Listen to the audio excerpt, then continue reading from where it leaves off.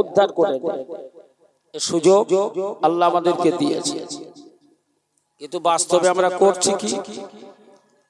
কি গো, শয়তানের সাথে লড়াই করার জন্য, যুদ্ধ করার জন্য, শয়তানকে ঝাঁটা মারার জন্য, শয়তানকে জুতো মারার জন্য আল্লাহ দুনিয়ায় পাঠিয়েছে। আর আমরা করছি শয়তানের সাথে বন্ধুত্ব। শয়তান যে কাজ ভালোবাসে আমরা সে কাজ ভালোবাসি, শয়তান যে কাজ করে আমরাও সে কাজ করি। তাহলে আমার আল্লাহ যে আমাদেরকে শয়তানের সাথে লড়াই করতে পাঠিয়েছে, সেই লড়াইটা কি করছি না তার সাথে বন্ধুত্ব করছি, এটা তো ভাবতে হবে। হবে না? হবে না? এটা তো ভাবি। আমি শুনলাম যে এই নতুন পাড়ায় একটা মসজিদের ভিত স্থাপন হবে। ভিত হবে,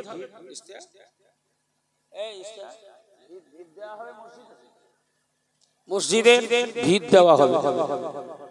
আপনি কি জানেন মসজিদের ভিত দেওয়ার সুযোগ আল্লাহ কাদের দেয়? কাদের হাত দিয়ে এই ভিত স্থাপন হয়? মসজিদ আল্লাহর ঘর। কার ঘর? কথা বলে। মসজিদ কার ঘর? আল্লাহর ঘর। তো আল্লাহর ঘরের ভিত দেওয়া এই সৌভাগ্য যাত্রার কপালে জোটে নাকি? যাত্রার কপালে জোটে না, কারণ এটা হলো অনন্তকালের জন্য সাদকায়ে জারিয়া। আপনার হাত দিয়ে যদি আজ মসজিদের ভিত স্থাপন হয়, আর ওই মসজিদ যদি 1 লক্ষ বছর বজায় থাকে, আর 1 লক্ষ বছর ধরে আপনার উত্তরসূরিরা যদি সেই মসজিদে আজান হয় আর নামাজের ব্যবস্থা চালিয়ে যায়, তাহলে আপনি ভিত দেনেওয়ালা হিসাবে 1 লক্ষ বছর ধরে কবরে শুয়ে শুয়ে সওয়াব পাবেন। জোরে বলুন সুবহানাল্লাহ। জোরে বলা যাবে না? আপনি যদি ভিত দেনেওয়ালা একজন 10 জনের একজন হন, তাহলে আপনার কপাল আর আপনার তকদির যে হাসরের মাঠে আল্লাহর ঘর, এই মসজিদ তার বুকের উপরে বসিয়ে আপনাকে আল্লাহর দয়ার জান্নাতে পৌঁছে দিয়ে আসবে। জোরে বলুন সুবহানাল্লাহ। আল্লাহর দরবারে গিয়ে বলবো, আল্লাহ আমি আপনার ঘর হতে পারি, কিন্তু আপনার অমুক অমুক বান্দা বান্দিরা সহযোগিতা করে, সাহায্য করে, মহিলারা আঁচলের জমানো পয়সা দিয়ে, পুরুষেরা মাথার ঘাম পায়ে ফেলা পয়সা দিয়ে আমাকে দুনিয়ায় প্রতিষ্ঠিত করেছে, আমাকে বানিয়েছিল। তাই আপনার ইবাদত বন্দেগী করার জন্য আপনার বান্দারা সেই আমার বুকের উপরে গিয়ে হাজির হতে পেরেছে। এই যারা আমাকে তৈরি করেছিল তাদেরকে আজ আমি বুকে করে জান্নাতে পৌঁছে দিতে চাই। জোরে বলুন সুবহানাল্লাহ। মহান মালিক বলবেন, ওরে আমার ঘর, ওরে আমার বাড়ি, তোমার সাথে যাদের সম্পর্ক ছিল, তোমায় যারা বসতি বানিয়েছে, তোমায় যারা আবাদ করেছে, তৈরি করেছে, আজ তুমি তাদেরকে বুকে করে আমার দয়ার জান্নাতে পৌঁছে দিতে চাও। আমি মালিক, আমি রব। তুমি আমার ঘর হিসাবে যখন আমার কাছে দরখাস্ত করেছো, আমি তোমার দরখাস্তটাকে বহাল করে দেওয়ার জন্য তোমায় অনুমতি প্রদান করলাম। ও আমার বাড়ি, আমার ঘর মসজিদ, তোমায় যারা আবাদ করেছে, তোমায় যারা প্রতিষ্ঠিত করেছে, তোমায় যারা বানিয়েছে, তোমায় যারা তৈরি করেছে, তুমি তাদেরকে বুকে করে আমার দয়ার জান্নাতে পৌঁছে দিতে পারো, এই অনুমতি আমি মালিক তোমায় দিয়ে দিলাম। এ জওয়ান যুবকেরা, ঠান্ডা মাথায় শুনতে হবে, শোনা। আল্লাহর আখিরি নবী, আল্লাহর আখিরি পয়গম্বর, আমরা হলাম উম্মতে মুহাম্মাদি। আল্লাহ আমাদেরকে উম্মতে মুহাম্মাদি হওয়ার সৌভাগ্য দান করেছেন। আল্লাহ পাক আমার প্রিয় হাবিবের ব্যাপারে ঘোষণা দিয়েছেন, ওয়ালা সাওফা ইউতিকা রাব্বুকা ফাতারদা। আয় আমার প্রিয় বন্ধু মুহাম্মদ সাল্লাল্লাহু সাল্লাল্লাহু আলাইহি ওয়াসাল্লাম আমি আপনাকে দুনিয়ায় যা নিয়ামত দান করেছি, দুনিয়ায় আমার পক্ষ থেকে আপনাকে যা দেওয়া হয়েছে, আর আখিরাতে যা দেওয়ার ব্যাপারে আমি আল্লাহ সিদ্ধান্ত নিয়েছি, তাতে আমি মালিক। আমার বিশ্বাস আমার প্রিয় বন্ধু আপনি আমার উপরে অনায়াসে রাজি আর খুশি হয়ে যাবে। এ জওয়ান যুবকেরা, আল্লাহর আখিরি পয়গম্বর আম্মা জান মা আমিনার কলিজার টুকরা আল্লাহর প্রিয় বন্ধু মুহাম্মদ সাল্লাল্লাহু আলাইহি ওয়াসাল্লাম উটের পিঠে চড়ে, উটের পিঠে সওয়ার হয়ে রওনা হয়েছেন, মদিনাভিমুখে রওনা হয়েছেন। আল্লাহর নবী ওই উটনিটা আমার নবীকে সওয়ারি করে নিয়ে, আমার রাসূলুল্লাহকে পিঠে বসিয়ে নিয়ে উটনিটা চলতে লেগেছে। আল্লাহর রাসূলের ওই উটনিটা চলতে চলতে চলতে চলতে হঠাৎ একটা জায়গায় গিয়ে উটনিটা হাঁটু গেড়ে আল্লাহর জমিনের উপরে বসে পড়ল। নবী আমার উটের পিঠ থেকে নেমে পড়লেন। নেমে আল্লাহর নবী খোঁজ খবর লাগাতে লাগলেন। আল্লাহর নবী সাহাবাদেরকে ডেকে জিজ্ঞাসা করলেন, ও আমার সাহাবারা, এই জায়গাটা, এই জমিটা, এই মাটিটা কার? একটু খোঁজ খবর নাও তো, এই জমির মালিকটাকে একটু খোঁজ নাও। আমার উট যখন এই জমিনে হাঁটু গেড়ে সেজদা দিয়েছে, আমার উট যখন জমিনটাকে পছন্দ করেছে, আমি রাসূলুল্লাহ এই জমির উপরে আল্লাহর সেজদা দেওয়ার জন্য আল্লাহর ঘর, একটা মসজিদ বানাতে চাই। প্রকৃতপক্ষে এই জায়গার মালিককে একটু খোঁজ নাও তো বাবা, দেখো তো এই জায়গার মালিক পাওয়া যায় কিনা। ও সোনার মালিকেরা, পৃথিবীতে তো অসংখ্য জায়গা আছে, অসংখ্য জমি আছে, অসংখ্য ডাঙা আছে। সব জমিটা তো আল্লাহর ঘরের জন্য নির্বাচন হয় না, সব জমির কপালে তো আল্লাহর ঘর তৈরি হয় না। আমার আল্লাহ পাক যে জমিনটাকে ভালোবাসে, যে জায়গাটাকে পছন্দ করে, সেই জায়গাটাই তো নিজের বাড়ি বানানোর জন্য সিলেক্টেড করে।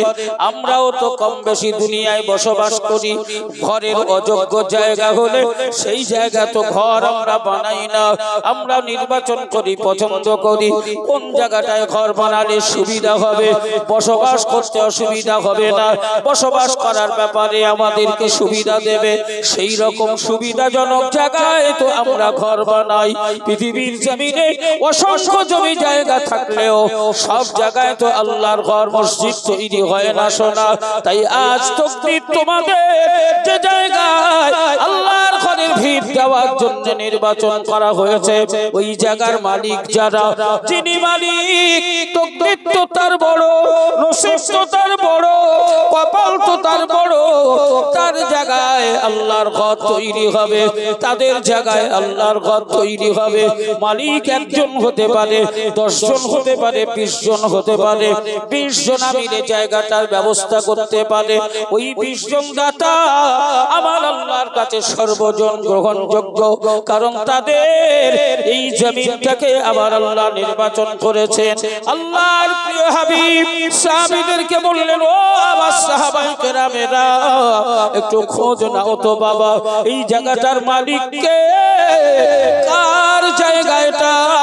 সাহাবারা খোঁজ নেওয়া শুরু করে দিলেন।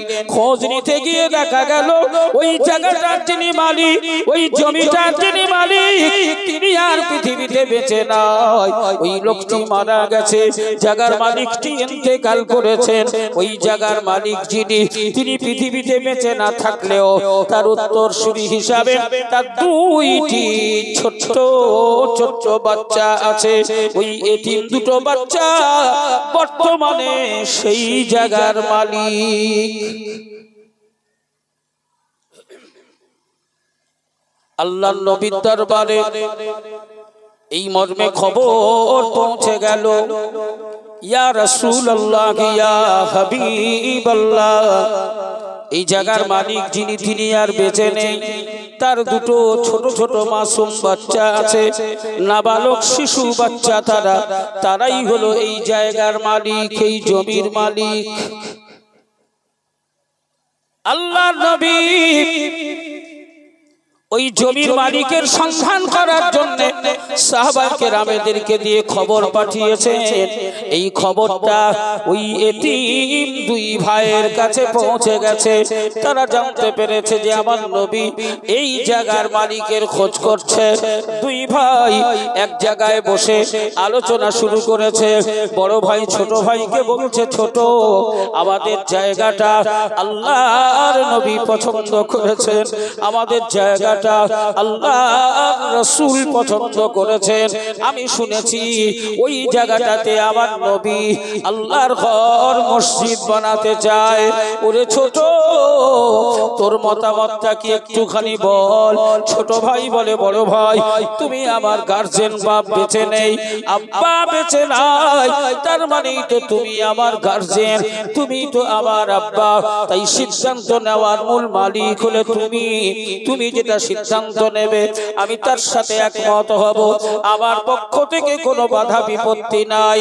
ছোট ভাই যখন মতামত জানিয়ে দিয়েছে, বড় ভাই ছোটর হাতটা ধরেছে। ও ভাই, আমি সিদ্ধান্ত নিয়েছি, আব্বা তো আর পৃথিবীতে বেঁচে নাই, আমরা তো বাপের জন্য কিছুই করতে পারিনি, তাই আব্বার জমিটা যখন আল্লাহর নবী পছন্দ করেছেন, আমার সিদ্ধান্ত হলো এই জমিটা আমরা আল্লাহর নবীর হাতে নিঃস্বার্থে তুলে দেব। এই জমির উপরে আমার নবী মসজিদ বানাবে।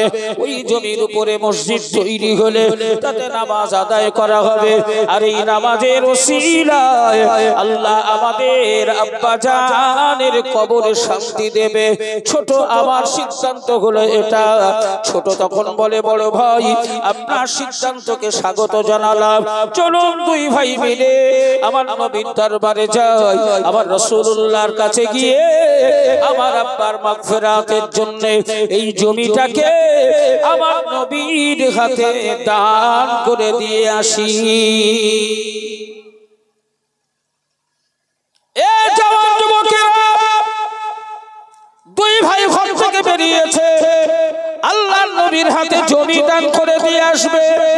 ওদিকে নবীর কাছে খবর পৌঁছে গেছে, ইয়া রাসূলুল্লাহ, ইয়া হাবিবাল্লাহ, এই জায়গার আসল মালিক বেঁচে নেই, তার দুটো কলিজার টুকরা ছোট ছোট সোনার মালিক দুই নাবালক ছেলে বেঁচে আছে, ওরাই হলো এই জমির মালিক। আল্লাহর নবী সাহাবীদেরকে পাঠালেন, যাও বাবা, দুটো বাচ্চাকে ডেকে নিয়ে এসো।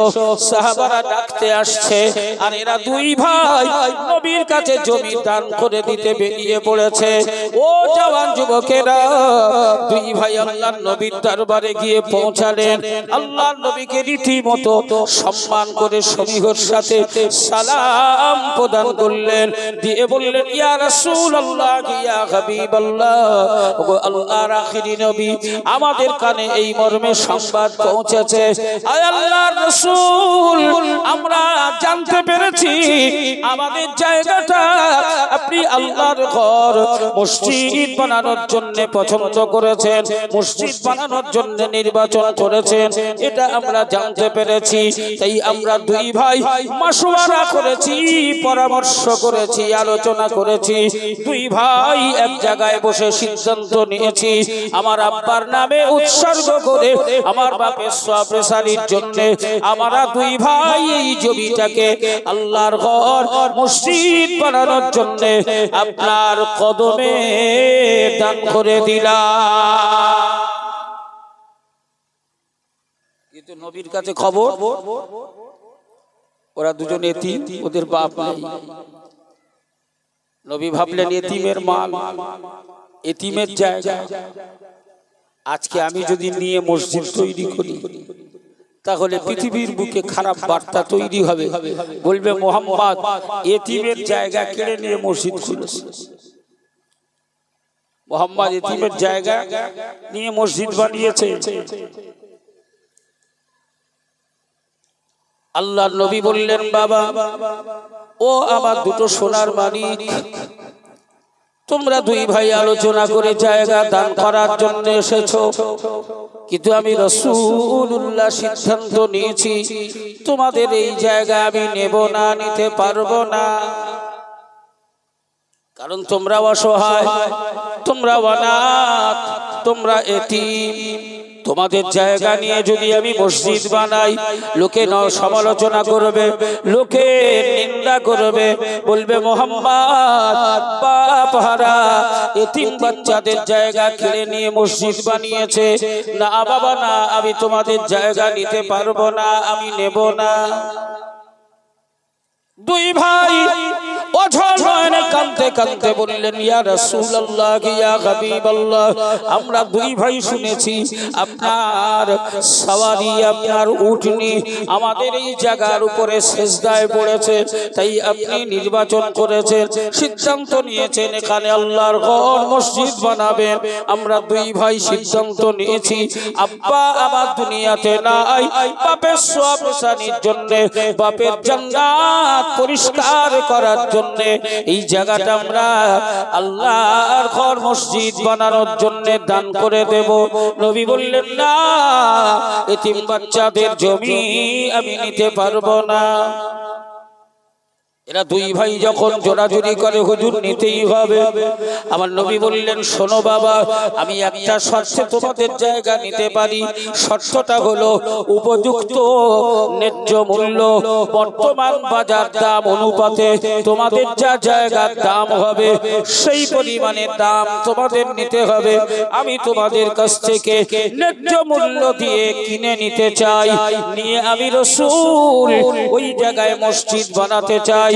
কারণ আমার উটনি ওই জায়গাটা পছন্দ করে হাঁটু গেড়ে আল্লাহর দরবারে সিজদা দিয়েছে, তাই আমি নবী ওই জায়গায় মসজিদ বানাতে চাই। তবে বাবা উপযুক্ত দাম তোমাদের নিতে হবে। দুটো বাচ্চার মন খারাপ হয়ে গেল। হায় রে, আমরা আমাদের আব্বা জানের নামে এই জমি উৎসর্গ করতে চাই, আল্লাহর নবী আমাদেরকে দাম দেবেন। মনটা খারাপ হয়ে গেল। আল্লাহর রাসূলের দিকে ফেলফেল করে তাকিয়ে রইল। নবী আমার সাহাবায়ে কেরামদেরকে বললেন, ও আমার সাহাবায়ে কেরামেরা, তোমরা কি পারবে না? তোমরা কি পারো না? এই এতিম দুই বাচ্চা, অনাথ অসহায় দুই বাচ্চার এই জায়গাটাকে উপযুক্ত দাম দিয়ে কিনে নেওয়ার জন্য আমি রাসূলুল্লাহ আমার কদমে কিছু কিছু পয়সা তোমরা দেবে। আল্লাহর নবী এই কথা বলার সাথে সাথে আবু বকর সিদ্দিক রাদিয়াল্লাহু তাআলা আনহুর কাছে 400 টাকা ছিল, 400 দিরহাম ছিল। ওই 400 দিরহাম নবীর কদমের সামনে রেখে দিল। ওই যে শুরু হয়ে গেল একের পর এক সাহাবায়ে কেরামেরা আল্লাহর নবীর কদমের সামনে টাকা জমা করতে লাগলেন। জমা করতে করতে একটা সময় এত পরিমাণ টাকা জমা হয়ে গেল যে ওই বাচ্চাদের যে জায়গাটা, জমিটা ন্যায্য মূল্যে উপযুক্ত দামে খরিদ করে নিতে, কিনে নিতে আর অসুবিধা হবে না, বরং টাকা এক্সট্রা হবে। এ জওয়ান যুবকেরা, আল্লাহর নবী যখন বাজার মূল্য তৎকালীন সময়ে বর্তমান ন্যায্য দাম নির্বাচন করে বাচ্চাদের হাতে পয়সা ফেরত দেওয়ার সিদ্ধান্ত নিলেন, দুই বাচ্চার কলিজা ফাটা কান্না। তারা টাকা নেবে না, তারা টাকা নিতে রাজি না। আল্লাহর নবী টাকা দেবেন। ঠিক এই সময় নবী আমার সিদ্ধান্ত নিলেন, ও বাবা বাচ্চারা, তোমরা তোমাদের আব্বার নামে উৎসর্গ করতে চাও বাবা, আমি রাসূলুল্লাহ তাই সিদ্ধান্ত নিয়েছি তোমরা হলে বাপ হারা, মা হারা, এতিম অনাথ অসহায় বাচ্চা। আজ আমি আল্লাহর নবী তোমাদের এই জায়গা যদি গ্রহণ না করি, তোমাদের এই দান যদি গ্রহণ না করি, তাহলে কিয়ামত পর্যন্ত এতিম বাচ্চাদের দান কেউ নেবে না। এতিম বাচ্চারা দান করার থেকে বঞ্চিত হবে, তাদের দান সমাজে আর গ্রহণযোগ্য হবে না। আমার উম্মতেরা এতিমদের মাল দান হিসাবে গ্রহণ করবে না। তাই আমি রাসূলুল্লাহ সিদ্ধান্ত নিয়েছি ও বাবা তোমাদের জায়গার উপরে মসজিদ তৈরি করা হবে এবং তোমাদেরকে আমি এই জায়গার দামও দেব, তবে এই জায়গার উপযুক্ত যেটা দাম 3 লক্ষ টাকা যদি দাম হয়, আমি রাসূলুল্লাহ আমার সিদ্ধান্ত হলো 2 ভাইয়ের পক্ষ থেকে 2 অংশ, 2 ভাইয়ের পক্ষ থেকে 2 অংশ, ওই 2 অংশের মূল্য তোমাদের 2 ভাইয়ের হাতে তুলে দেব, আর একটা অংশ আমি রাসূলুল্লাহ তোমাদের কাছ থেকে দান হিসাবে গ্রহণ করে নেব। অতএব 3 ভাগের 1 ভাগ তোমরা দান হিসাবে দেবে, আমি নবী দান হিসাবে গ্রহণ করব, আর 2 ভাগ মূল্য তোমাদের হাতে ফেরত দেব। তাহলে কিয়ামত পর্যন্ত এতিম অনাথ বাচ্চারা দান থেকে বঞ্চিত হবে না, ওদের দান সমাজে গ্রহণযোগ্য হবে, এতিম বাচ্চারা দান করার সুযোগ পাবে। এই জওয়ান যুবকেরা 3 ভাগের 2 ভাগ টাকা তাদের হাতে তুলে দিলেন, 1 ভাগ দান হিসাবে নবী গ্রহণ করলেন। সেই জায়গায় আল্লাহর নবী প্রথম মসজিদ বানালেন। ও জওয়ান যুবকেরা, ও নতুন পাড়ায় বসবাসকারীরা, 4 নম্বর নতুন পাড়ায় বসবাসকারীরা, তকদির তোমাদের, নসিব তোমাদের, আজ তোমাদের বুকের উপরে তোমাদের কষ্ট এবং মেহনতের পয়সা দিয়ে আল্লাহর ঘর মসজিদের ভিত দেওয়ার সিদ্ধান্ত গ্রহণ করা হয়েছে।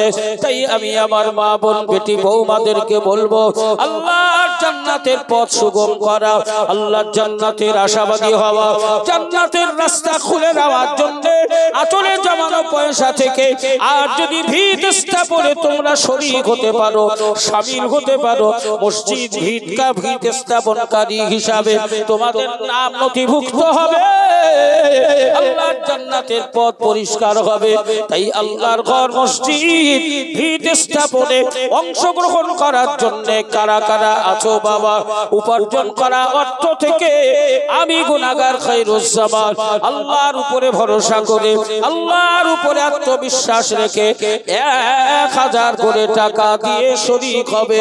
আমি জান ভরে দোয়া চাইবো, আল্লাহ এই সাদকা জারিয়ার বিনিময় দুনিয়ার সব অপরাধ ক্ষমা করে দিয়ে যেন দয়ার জান্নাতের বাসিন্দা বানিয়ে দেয়। 1000 করে টাকা দিয়ে আল্লাহর ঘর মসজিদের ভিত দেবে।